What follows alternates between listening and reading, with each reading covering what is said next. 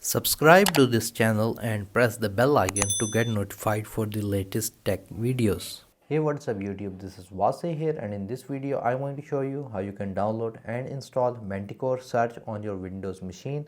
So let's begin the video.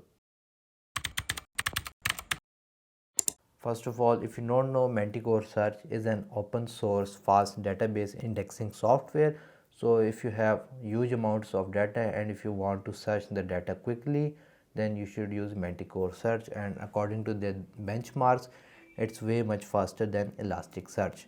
Anyways, I'm going to show you how you can download and run Manticore on your Windows machine. So for this, you're going to open the website manticoresearch.com/install. Website link will be in the video description just below the like button. So if you go down, then Manticore is available for different operating systems like Yum, Docker, Homebrew, and if you want to install Windows, click on Windows installer.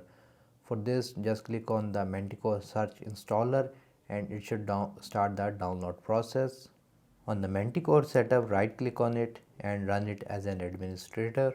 So here Manticore Search is going to be installed along with Manticore Executor and Manticore Columnar Library.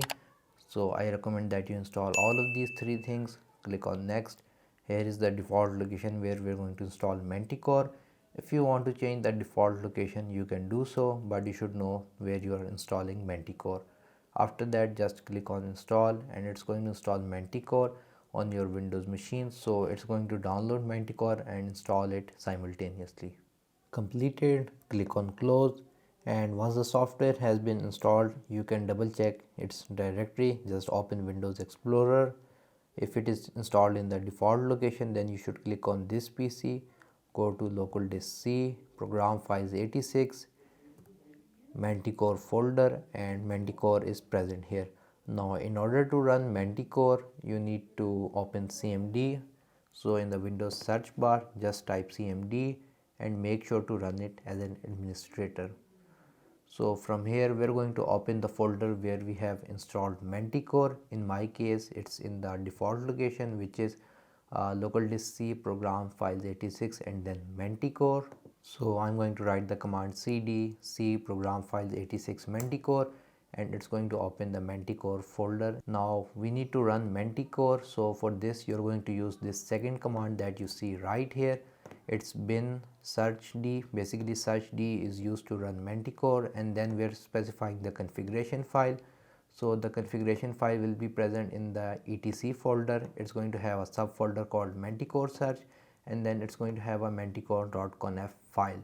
If you want to double check it, you can go to your Manticore default directory, open the etc folder, Manticore Search, and you can see a manticore.conf file is present over here.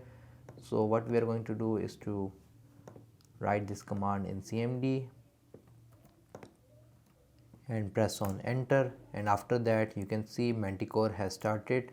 You can see it's listening, and if you want to check browser, we can use the port 9308 if I'm right. So let's just check it out. In my browser, I'm going to type localhost 9308, press on enter, and here you can see it says pretty print. Other than that, you can see it shows the cluster name, the cluster ID, name, build data, and all these different things, which means that Manticore has been installed and running successfully. If you want to know if it is not running, then what if I do is if I close CMD right from here, which basically is going to close Manticore, and now if I open the same localhost port number, it should not show anything, as you can see. So in this way you can tell whether Manticore is running successfully or not. And if you want to load tables or index tables using Manticore, let me know. I will make a video if you guys are interested.